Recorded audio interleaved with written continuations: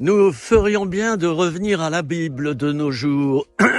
Excusez-moi, mais ça me gratte un petit peu là au niveau de la gorge. Nous ferions bien de revenir à la Bible. Je m'aperçois que certaines églises chrétiennes, qui se disent chrétiennes, se sont complètement éloignées de la Bible et des enseignements de Jésus. Mais complètement. Puis quand on leur dit, ils leur disent « oui, mais il faut évoluer. Hein. Il y a le libéralisme. » Alors bon, ben voilà. Hein. Bon, allez, je me tais parce que ça dérangerait certaines personnes. Ah, mais la Bible, c'était du temps de la Bible.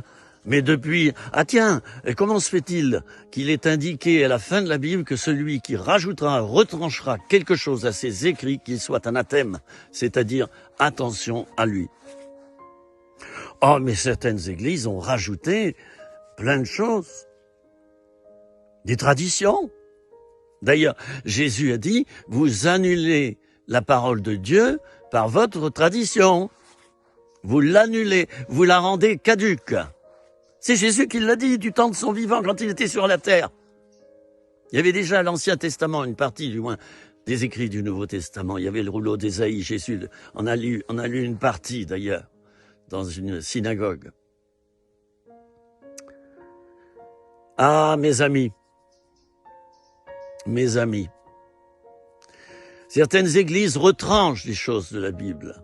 Je vous donne des exemples, et c'est pas pour provoquer une émulation, des divisions, des critiques parmi nous, mais pas du tout. Là, c'est un partage que je vous fais.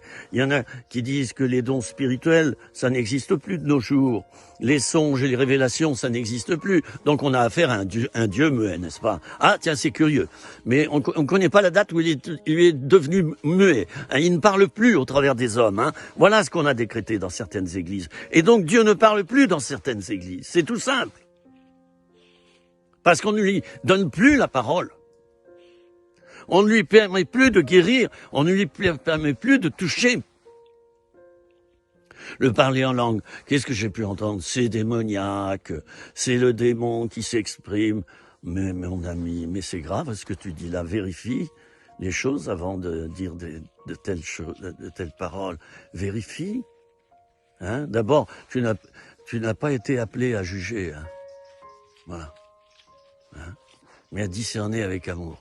Alors, si tu n'es pas d'accord avec le parler en langue, ben soit, mais ne sois pas d'accord. Mais respecte au moins ceux qui ont reçu le don des langues. Il y a le parler en langue et il y a le don des langues. Respecte-les, côtoie-les. Il y en a qui disent « Oh là là, tous ces gens-là, là, oh non, moi je me mélange même pas à eux, ils sont dangereux. » Mais qu'est-ce que c'est que ce genre de christianisme?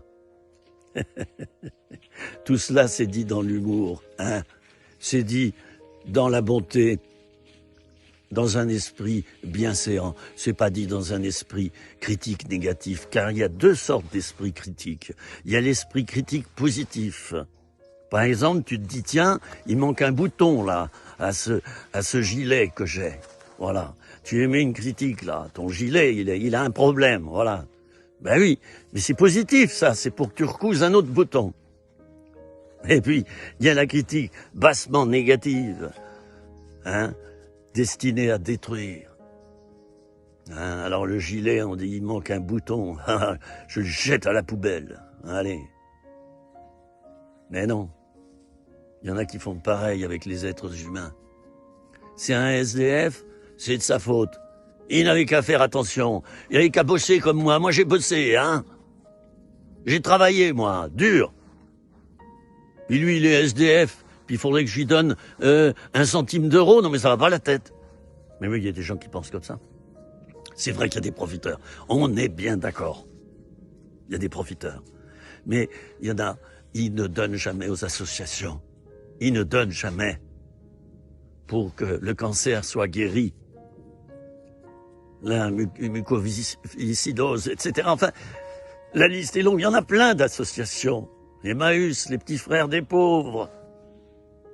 Hein, le Secours catholique, etc. Chez les protestants, Henri Dunant a créé la Croix-Rouge. Il y en a des associations. Alors j'espère que de toi-même, Hein? Tu fais un petit don. C'est pas intéressé ce que je te dis, parce que moi, je ne toucherai rien pour t'avoir dit ça.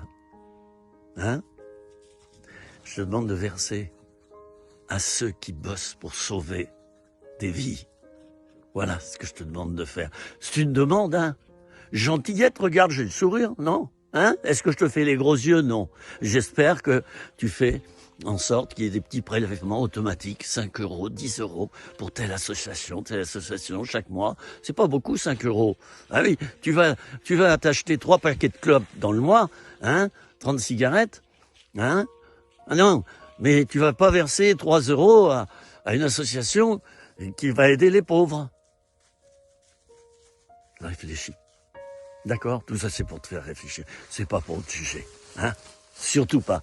Sois béni. Que Dieu te bénisse. Je t'embrasse et je t'aime très fort. C'était quelques minutes, rien que pour vous.